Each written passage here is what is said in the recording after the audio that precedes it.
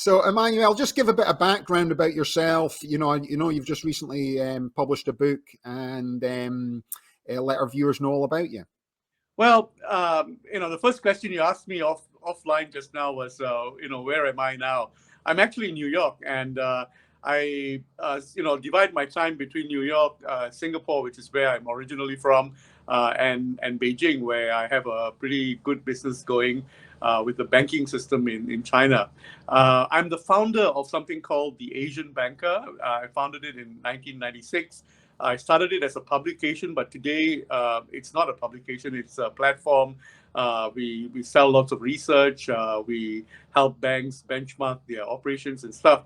And we are active in just about every developed Asian country and now in the Middle East and Africa.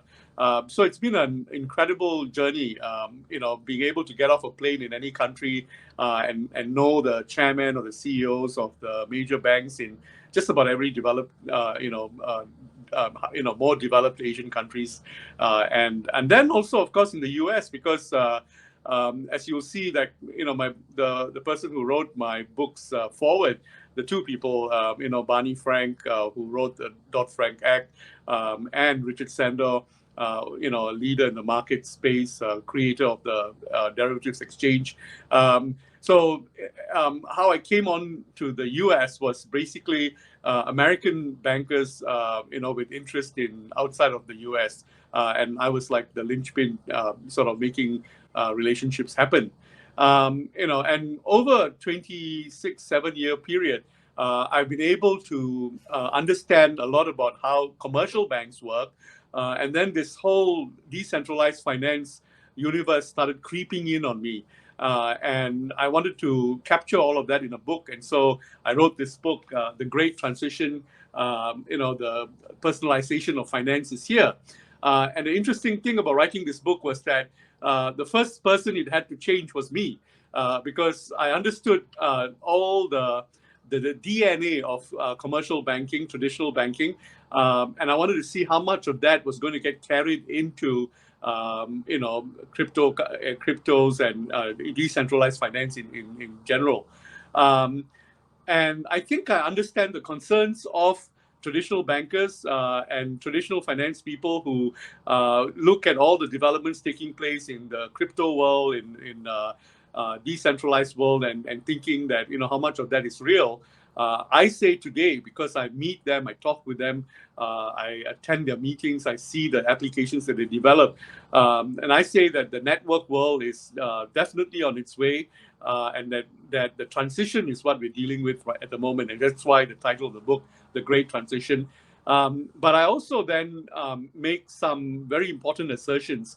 And I was actually a little bit concerned that that I had to speak louder than everybody else to get heard on this, and that is that I'm saying that in technology terms, we are now transitioning from the platform era to personalization. So the days of the platform era are over, and I'm saying this at a time when the platform era is actually at the height of it. Meaning that the social media platforms, the trading platforms, anyone who wants to start a digital bank thinks in platform terms, and I'm saying that the user is gaining a lot more control over his data, his assets, and who he wants to interact with, and anyone who thinks platforms as a way of onboarding as many users as possible and then monetizing them has to start thinking differently today. And then I give examples in there about, how the original platform players didn't make the transition from desktop to mobile, and then now it's from mobile to, device independence, Internet of Things and stuff like that. So I'm talking a little bit about technology, but I'm looking at it in the way that technology affects the future of finance, in that way. And in writing this book, I also came to terms with the fact that the world in which we are living in is changing, and one of the reasons I'm spending a lot more time in the US is that with personalization, you find that society itself is increasingly difficult to govern. So I go into a little bit of that. And because I took a holistic approach in the way I wrote my book, I answered questions like, will the dollar be the dominant currency going forward? And for all of these questions, I go back to first principles. What was it that created the financial system that we know today, and then use those first principles to extrapolate and say, what the future will look like, and who the dominant players will look like going forward.